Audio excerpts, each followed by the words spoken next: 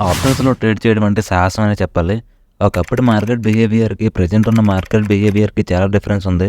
ఒకప్పుడు market ప్యాటర్న్స్‌ని follow అయ్యేది. లెవెల్స్‌ని రెస్పెక్ట్ చేసేది.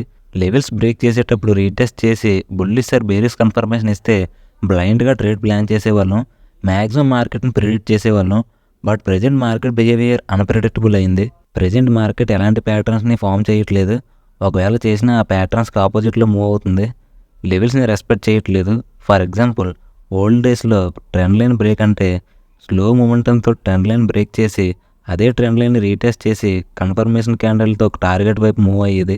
బట్ ప్రెజెంట్ మార్కెట్‌లో ట్రెండ్ లైన్ బ్రేక్ అంటే ట్రెండ్ లైన్‌కి 50 పాయింట్స్ డిస్టెన్స్ నుంచి ఒక బిగ్ క్యాండిల్ ఫార్మ్ అయ్యి ట్రెండ్ లైన్ బ్రేక్ చేస్తుంది.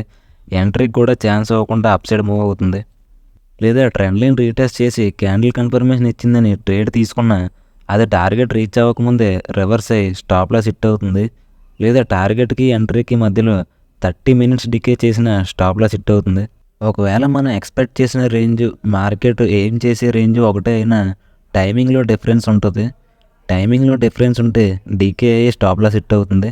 ఇలాంటి సిట్యుయేషన్స్ ప్రెజెంట్ మార్కెట్‌లో జరుగుతున్నాయి. మనం ఎంత పర్ఫెక్ట్‌గా అనాలిసిస్ చేసి ట్రేడ్ తీసుకున్నా time decay, sudden pulls and fake breakouts మన స్టాప్ లాస్‌ని వెంటాడుతూనే ఉంటాయి.